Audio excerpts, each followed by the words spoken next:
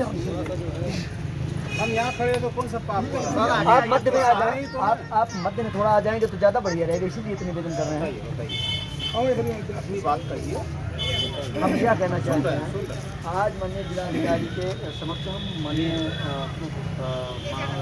राज्यपाल महोदय जी को हम एक ज्ञापन देने के लिए आज हम बैठे हैं। आज हम महाप्राण अनशन पे इसलिए बैठे हैं कि 18 तारीख की घटना से लेकर के आज अभी तक जो है हमारे परिवार के इस लोगों को गुमराह किया गया, गलत दिशा दी गई।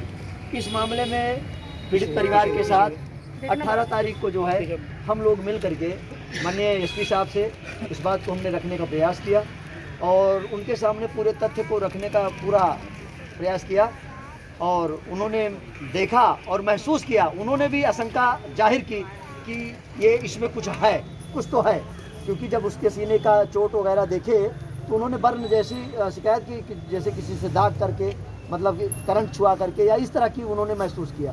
ठीक है, पुलिस का अभी तक यह कहना कि केवल जब विसरा की रिपोर्ट आएगी तब एफआईआर होगा, यह सरासर बेबुनियाद और गलत है। पुलिस इसमें पूरे मामले में लीपापोती करने पर लगी है, जबकि पुलिस को ऐसा बिल्कुल भी नहीं करना चाहिए। मैं आपके समक्ष आपके कह रहा हूं कि पुलिस इसमें पैसा लेकर के पूरा मैनेज हुई है या पुलिस के द्वारा जो है इस गरीब परिवार के साथ अन्याय हो रहा है। अगर यही कहीं कोई नेता के बेटे के साथ, किसी बड़े लोगों के साथ अगर यही हत्या हुई होती, यही कुछ होता, तो एक पैर पर 24 घंटे पुलिस खड़ा होकर के उसको वर्कआउट करके उसको मामले के अंजाम तक पहुंचा देता। मुझे इस बात का तकलीफ है और मैं चाहूंगा सम्मानित साथियों से कि थोड़ा सा हट जाए, इन 4 बच्चों के चेहरे को देख लिया जाए। अगर आप में और पुलिस विभाग में और प्रशासन में थोड़ी सी भी नैतिक जिम्मेदारी और उनमें संवेदनाएं हैं, उस महिला को देख लिया जाए, रोते हुए महिला को, तो समझ में आ जाएगा कि ऐसे बच्चों से उसके पिता का साया जबरदस्ती छीन लिया जाता है। यह कोई भाषण का मंच नहीं है, लेकिन इस पर जब पूरे तथ्य सामने अवगत करा देने के बावजूद भी डीएम साहब के माध्यम से हमने माननीय मुख्यमंत्री जी को 5 सूत्रीय मांग सौंपा था, जिसमें प्रथम एफआईआर दर्ज करना, दूसरा हत्या आरोपितों की जो है गिरफ्तारी करना, तीसरा क्योंकि जिला अधिकारी महोदय के पास स्वयं का अधिकार है इस पीड़ित परिवार को जो भूमिहीन है, ऐसे परिवार को 5 बीघा जमीन को जो है कृषि आवंटन करवाना और उसको आर्थिक मुआवजा के लिए मैंने मांग किया था। और जिस लायक वो महिला है उस लायक जो है उसको एक सरकारी नौकरी जो है जय चतुर्थ श्रेणी की नौकरी क्यों न दे करके इन बच्चों की दया और दिशा पर जो है देखने का, इनके भविष्य पर देखने के लिए मैंने अपील किया था। लेकिन तकलीफ के साथ कहना चाहता हूं कि इतना देने के बावजूद भी कुछ भी नहीं हुआ।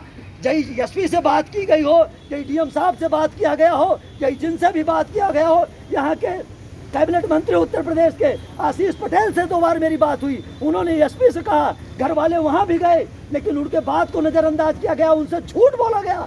मुझसे उनसे बात हुई तो उन्होंने बताया कि एसपी साहब अभी फोन करके बताया कि आपका एफआईआर दर्ज हो गया है। मैंने शाम को पीड़ित परिवार के उनके बाप को मैंने भेजा कि जाकर थाने से एफआईआर लेके आओ कॉपी, और वो जब जाते हैं तो पीएम रिपोर्ट पकड़ा दी जाती है। इससे यह साबित होता है कि पुलिस भी कहीं ना कहीं शासन के लोगों से भी झूठ बोल रही है। उन्होंने मुझे आश्वस्त किया कि मैं इस मामले में जो है जाऊंगा और मुझे 1 दिन का और अवसर दीजिए, मैं प्रमुख सचिव से बात करूंगा। अब किए कि नहीं किए, आपकी बात सुन लीजिए आप। ठीक है माननीय महोदय जी, मैंने कह दिया, आप अपनी बात कह सकते हैं।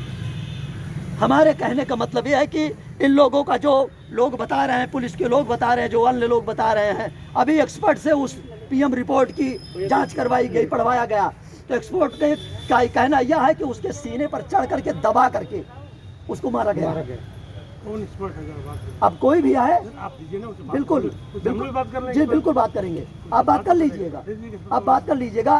पर इस तरह की बात, अच्छा एफआईआर दर्ज करके अगर कोई नाम नेटिव व्यक्ति अगर देता है तो एफआईआर करना, ये बात उस दिन एसपी साहब ने भी कहा कि कम से कम आप उसको एफआईआर दर्ज करते, मजबूती से जांच करते, उसका शर्ट वगैरह देखते, उसके शरीर पर ऐसा क्या था, ऐसा क्यों हुआ, भाई कारण उसके हैं, उसका हाथ भी फ्रैक्चर था, उसका फोटो लाइए इसमें हाथ भी फ्रैक्चर है।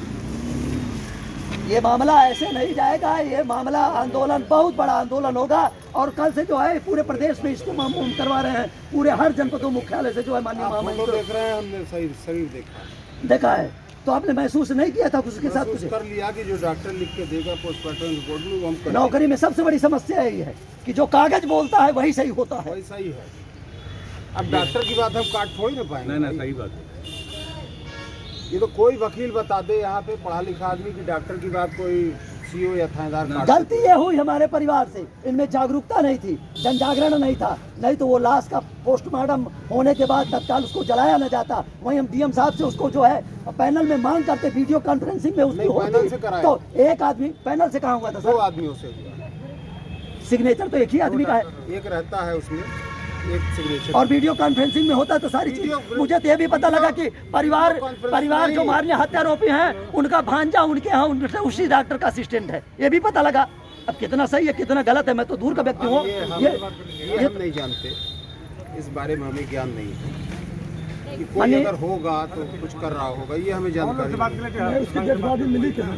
उनके घर पे मिली। घर मिली है। उनके घर पे। उसको पता लगाया गया कैसे मिली है, क्यों यहाँ आया था, क्या हुआ क्या नहीं हुआ? हाँ, पता लगाया गया। वही हार्ट अटैक हो गया, मर गया वो। हार्ट अटैक भी नहीं दिया है पीएम रिपोर्ट में। पता लगाया गया तो पता लगा कि वो वहाँ पे बना रहा था, बनाते बनाते गिर गया मुँह के बल।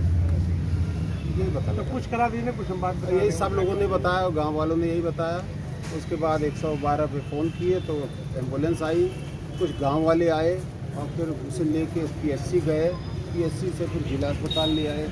ये सब लोगों ने बताया। सब लोगों में परिवार के मेंबर भी थे।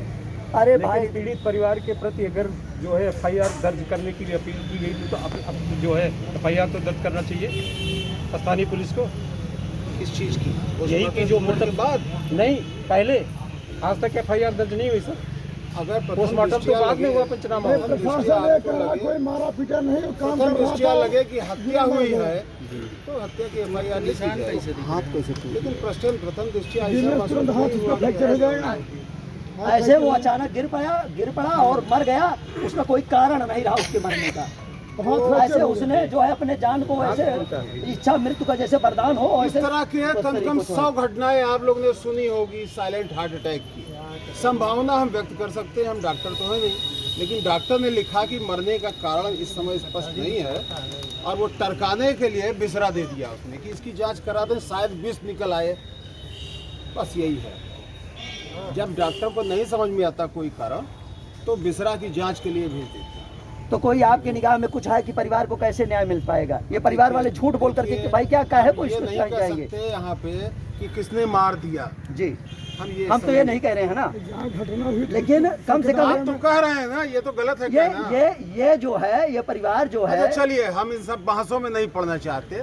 हम ये चाहते हैं कि आप अगर कानून के हिसाब से मुकदमा चलाना चाहते हो तो कोई एविडेंस होगी उसकी। बिल्कुल एविडेंस। अगर आप एविडेंस दें, हम मुकदमा लिखा के उन्हें चार्जशीट लगवाते हैं पकड़वाने। अगर कुछ भी दें तो वो एविडेंस कम है, वो मायने नहीं रखते सीओ साहब की निगाह में। सीओ साहब की निगाह में ना, देखिए बात ठीक से करिए। नहीं सर, बात ठीक से करिए। आपके सर, आपके बात ठीक से करिए। आपके सामने नहीं किया। आपके सर सामने मेरी बात सुन लीजिए। आपसे तेज भी बोल सकते हैं। नहीं बिल्कुल तेज हम ये कह रहे हैं जो डॉक्टर लिखा है वो मैं बता रहा हूँ। अब वो कानून डॉक्टर अगर पैसा लेकर के इधर का उधर